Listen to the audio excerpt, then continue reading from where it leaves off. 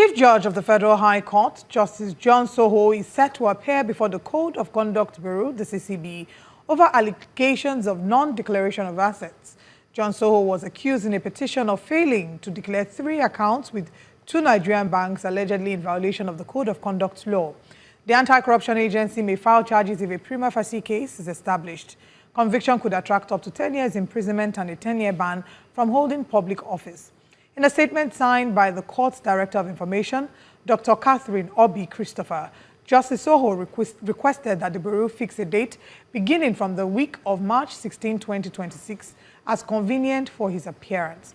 This comes as the National Judicial Council, NJC, has constituted 4 probe panels to investigate 27 High Court judges in the country over various alleged judicial misconduct brought against them. Joining us to discuss this is the principal attorney at Advocate Populi law firm, Peter Ekao. Good morning. Thank you very much for joining us. Good morning. Thank you for having me. First of all, maybe we should start by, what picture does this paint? How does this portray the judiciary? In what light? We're seeing that there are about 27 justices that are being investigated for something similar.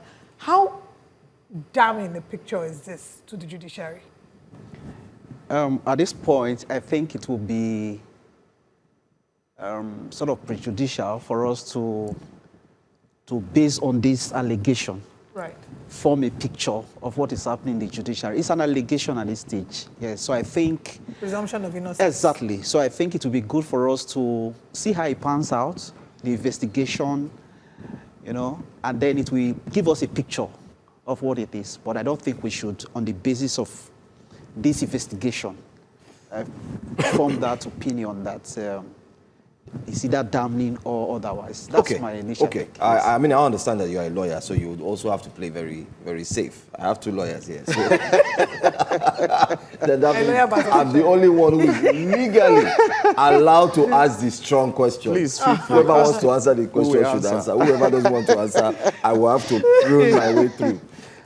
My question would be, yes, please. We've seen the justice whose name has come up in so many other stories in terms of political party affiliations, not him himself, but of course rumored and alleged, when many have talked about the resolutions, or better still, the issues that have come out of court. But let's go to the law itself. I'd like you to put us through, and also our viewers, what does it mean when a justice of the Federal Republic of Nigeria fails to declare his assets? What tone does that set? And what's the risk if he doesn't do that, he or she? Okay, so Section 15 of the Code of Conduct Bureau and Tribunal Act actually mandates every public officer to declare his assets upon assumption of office, every 4 years, and at the expiration of your term. And you're also expected to declare both your assets, your liabilities, those of your spouse, those of your children who are, yes, those of your children who are below, unmarried children, who are below the age of 21, you're expected to declare this assets. It's a requirement of law. And then Section 23 imposes the punishment where you fail to do so. So the Code of Conduct Bureau has a duty to receive the form, the declaration form, verify same, whether it is correct, and then if there are breaches, they have a duty to refer it to the Code of Conduct Tribunal for trial. And then you have also really the punishment that can happen. Section 23 says it can be restricted from holding any office for a period not exceeding 10 years. It could be removed from office, and a lot of things can happen. But what is the impact? What is the effect of him not declaring, apart from the punitive measures provided by the Act? If it turns out to be true that a judge who presides over cases, who convicts people, does not declare his assets in line with law, then it will be very, for the want of a better word, it will speak very ill of the judiciary at that level. Not all the judges are guilty of this, but if, I'm using the word again, if it turns out that it is true that he has not done so, then we do not have anywhere to run to. He must face the wrath of the law. That is what it is. So, yes, if he does not declare it, yes. No, in other words, I want our viewers to, because one of our focus, yes, especially on breakfast, is to ensure that we break it into simplest terms. He must declare. Yes. He must declare that of his wife. He must declare that of his children. He must do it every 4 years. And when he leaves office, he must still declare. So like Olive now, okay, she's not a justice. No, she's not a public. She's not a public officer. Please, I'm just a private individual. Our wealth is for her. Just give us a little task. We are good to go. Okay, let us pay our just a taxes. little. Okay. I'll follow up with that when he pays that tax. Why are you putting me on this? No, I know. I mean, I'm not Justice Tsoho. So we've looked at all of this. Yes. Where he fails, okay, what is the implication and what is the end of the law? Should that justice or law, what would be the end of the law? Rather? So the law will take its full course, which is it could either be removed upon conviction by the Code of Conduct Tribunal. It could either be removed, it could be banned from holding office. But apart from these punitive measures stipulated under the law, what is the essence, what is the reason why this law was enacted? It is so that to prevent corruption. Yeah. If, for example, you are a judge, if the law says you can only do farming, apart from your salary and emolument, you can only do farming. So if, for example, a judge becomes so wealthy, that's the essence. So we check you. You had 10 million naira when you came into office. How come you are living with 100 million? Exactly. And you are buying properties everywhere. So well, we begin to check. Because justice is so fundamental that we cannot leave it to corrupt people. And we must state here that not all judges are corrupt too. Right. There are so many good judges who are not corrupt. The NBA wrote a letter to the Code of Conduct Bureau. When we come back from this very quick break, we'll take the letter and then talk about the principle of the independence of the judiciary and what that means in the light of this case. We'll be right back in a moment.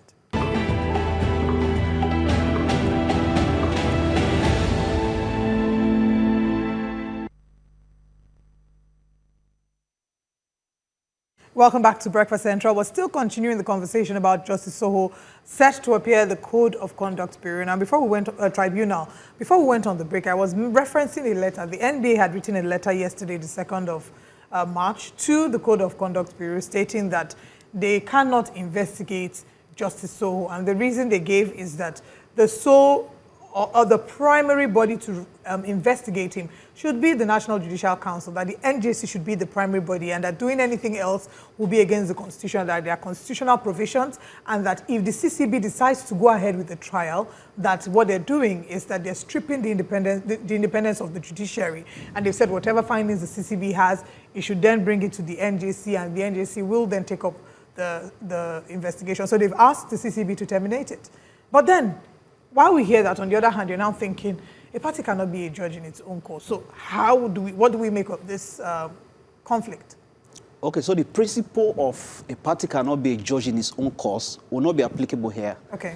Because the NJC is not under trial. It's just a particular judge, which is Justice Tsoho, that has been investigated. So the principle does not really apply in full scale. I've not seen a copy of the letter of the NBA, but if what you just narrated is the position, I will respectfully beg to differ. And the reason is this. The Code of Conduct Bureau is not a court. It's not a tribunal itself. It's just an investigative body. So there's nothing wrong in investigating it. They can even assist the NJC with their facts. Because we must not be seen as people who want to shield corruption. There's perception of corruption already in the judiciary by Nigerians. Nigerians now mock you and say, go to court. You know, it is damning. And we cannot have a country where there's this high perception.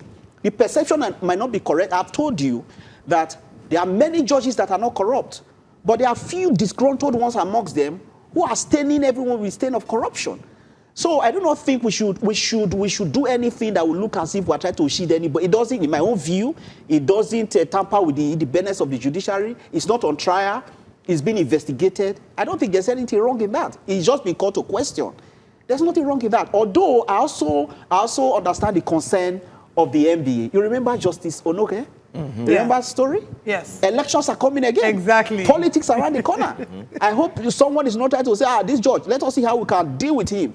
Frustrate him out of office because he's going to look at pre-election matters. That's another angle. Yes, so we're not going to dismiss even what the NBA is saying, but we must strike a balance. We must strike a balance by showing to Nigerians that we are open, the judiciary is open for public scrutiny. And the CCB is not a court. I don't see anything wrong in that. Let investigations go on. Everything must be done in accordance to law. But we don't want to see motion ex parte. We don't want to see you are removing him. Motion ex parte. You give order interim that remove him first. Pending where we are doing. We don't want to see that because that will be an attack on the judiciary. Let the full process go on as it should go. And let it conclude before the election. Exactly. Let's go. Let it go. So from your perspective, is this not just a legal matter, but a legal matter tainted with a little element of politics? Do you think there's a political undertone? Yes, with the way things are panned out, and I've told you the experience of the Onoge experience, and elections are around the corner. And you know the Federal High Court is a court that will be very busy. Very busy. Pre-election matters, they determine most of these pre-election matters. Just like the case of the PDP and so on. So many cases are there. So but then again, they say if found guilty, if a judge is found guilty or justice, yes. In this case, like you said, we cannot what's the court? It's 10 years, 10 years away from public office. Yes. And if you look at the age, if it's concurrent that he may not even come back because of certain things. But Nigerians, like you've also said, are not, the go to court statement has now become a household thing where Nigerians are now worried that anything that has to do with the judiciary is not certain. They're not ready to look at it. How can the judiciary itself build confidence back, especially in the hearts of citizens, by handling this case and other cases that may have similar undertone? Very good. The way the court itself, the judiciary, can build the confidence of Nigerians will be, for in a case like that, they should allow the process to go through. Let the CCB do its work. And then when petitions are written to NJC, they should be thoroughly investigated and the outcome of it published to Nigerians. I know they are doing that, but they should do more of that. If possible, they should open the trial they should open the investigation and the way they handle their petitions, the hearings, to Nigerians. Let it be open, because people who hold office as judges, their powers are so big. They are like gods. That's why we call them my lords. They are so big, they can order someone to die. You don't want to leave those type of powers in the hands of people who can be corrupt or who are corrupt. So anything that tends to bring that type of perception, anything that we can do to clear it off, we must do it. Nothing is too much to do. So I don't agree. Let us shield him. Let the NJC do investigation, which Nigerians will not see. No, we don't want to see that. Let everything go through. The man is not guilty, yes. Nobody is convicting him. Nobody has done anything. The only thing we insist is that his rights must be accorded him. We don't want to hear interim orders removing him. I've even looked at the Code of Conduct Bureau and Tribunal Act. I did not see anywhere where the tribunal has power to order someone in the interim to vacate office, because that's the fear of Nigerians and some Nigerians. So I believe the NJC needs to do more to actually awaken and build the confidence of Nigerians in the judiciary. And we also heard, like I mentioned earlier, that 27 other judges are being investigated as well. The concern as well is how you were saying you want to ensure that the investigation with Justice Tsoho is concluded before the next election cycle, which really has already commenced. What needs to be done to ensure that not just Justice Tsoho, but all the other judges who have been mentioned or who have been quote-unquote implicated by virtue of these investigations, how do we ensure a speedy investigation is concluded, especially because we know that when it comes to legal matters, yes, it's not a court case per se, but when it comes to matters like this, committee upon committee is set up, and before you know, the delays, it takes a long time. How can the judiciary ensure that this goes on as quickly as possible and is concluded? Happily, I'm told that the Chief Justice, Tsoho, has written to the CCB that he's going to appear. So that's a good step. So once he appears, we expect, I believe they have done their investigation. I mean, it's a simple issue, a matter of, do you own this account or you don't? I think it's a very simple issue to find out. How did you get this? How did you get it? And if the man, comes and submit to say, look, I actually did it, then he should just hands off and let the law take its course. They should not waste anybody's time. It's a very easy matter. Do you really have this account? All right. Anyway, we'll continue to follow up with this matter. Thank you very much for joining us this morning.